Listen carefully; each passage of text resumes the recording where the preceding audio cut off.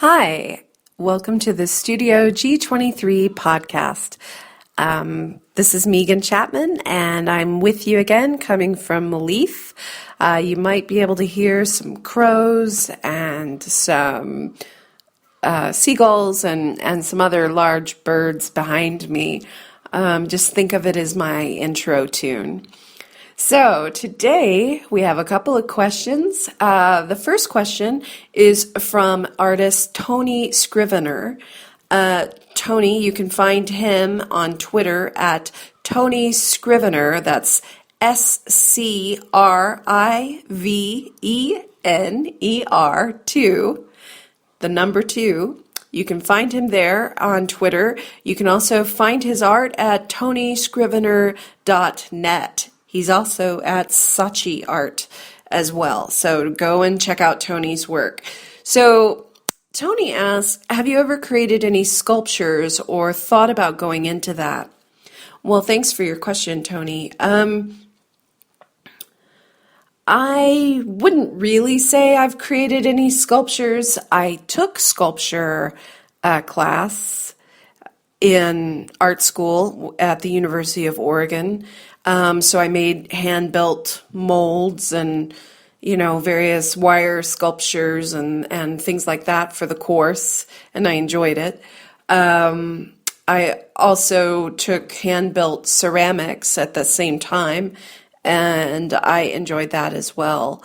I love ceramic work, and I do love sculpture, and in my own collection of art from other artists, I do have a lot of ceramics. So that is something I do appreciate and admire, but it's not really anything I've ever thought about doing. I've never created a body of work and thought, some sculptures would complement these paintings. Paint has just always been my number one medium. I love photography. I do a lot of photography. It's more my passion. And painting's just always been sort of my go-to, sort of just painting and drawing using charcoal, just sort of a natural extension of myself. And I've never thought of really creating sculpture. I've played around with it. I've made, like I said, the plaster cast molds and those kind of things, but I've never really thought about taking it any further than that. Sometimes my paintings may have a bit of a sculptural quality to them, but that's what I love about painting is I love pushing the medium and making things feel sculptural while not being. But thank you very much for your question. I guess you've given me a little something to think about. That could be something to explore in the future. The next question comes from Phil at the Comedy Corner. You remember the Comedy Corner from the last podcast. You can find them on Twitter at Comedy Corner. Phil asks, what influences find their way into my work or process, or do I leave some of the things I care about to the side as I approach my work? I think everything is sort of fair game and an influence for my work. Some things more than others. Music that I listen to, which I've mentioned before, and in lots of other places around the internet, music is a huge influence to my work because music can sort of help set the tone for me or sort of turn off the world and allow me to focus on that path and that track, and just provide me a soundtrack while I'm working. And sometimes the words or the sounds or the place it takes me sort of provides the inspiration for the paintings.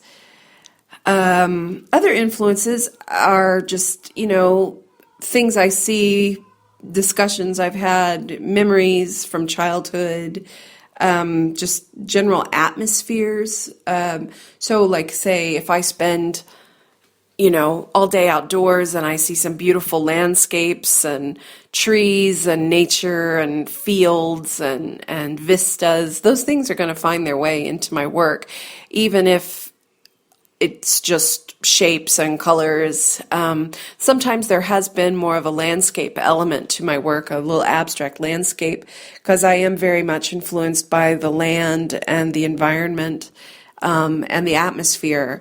Like, so if the fog rolls in from the sea here, the har, if that comes through, that sort of atmospheric, gothic flavor feeling, might also find its way into some of my abstract paintings. There's nothing really off limits as far as what influences my work. There's nothing like that I care about that I say, oh, I'm going to put this in a corner and keep it to myself and not, put it into the paintings. I just sort of think of myself as a sponge. I love talking to strangers. I love hearing other people's conversations. I love photographs that I see. I love interaction and music and, cobblestone streets and beautiful buildings and trees and color and all of those kind of things kind of wrap up and come into my work in one way or another. I don't really think there's any way to keep it from coming into my work. And then, maybe memories or stories or thoughts that I've had while painting then influence the titles. Or like some of my previous work actually had written words in it. And so maybe it was the music I was listening to gave me an idea for a little sentence that then got embedded into the work, or letters I've written or dreams I've had. I kind of try to keep myself open so that I can receive these kind of information and then transfer it into my work. I think all kind of artists and writers are sort of sponges out there just soaking it all in and then, it may not be obvious to the artist or even to the viewer that, this comes from this childhood memory or childhood trauma or a trip to the mountains or a great rock song on a sunny day driving through the country with your windows down. It may not be obvious that is in the paintings or the art, but I think most artists, I think a lot of art, well, maybe all art is, autobiographical, and the things that we surround ourselves with come in and then we filter them through our hands and put them down as our work. Films also, films, books, anything that I see. Other artists, of course, to a certain degree.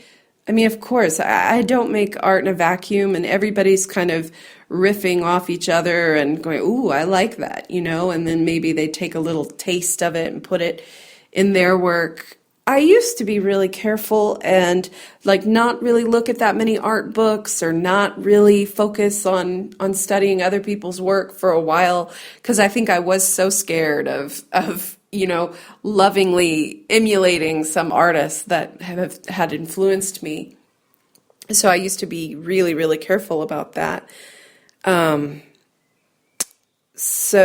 But yeah, I think everything that we put in our brains comes out in our work in one way or another. All the relationships we've had, all of our inspirations and influences filter in eventually. Even if you think you're keeping them aside, all nice and tidy, and you think, oh, well, this is mine, I'm not going to give that away, or I'm not going to paint that or draw that or make that. I think slowly over time, it filters in. All right. Well, that's all the time we have today. Thank you both, Tony, for your question. Remember to check out his art. You can Google him, or like I said, go to Twitter at Tony Scrivener 2, number 2. And of course, check out the Comedy Corner on Twitter as well.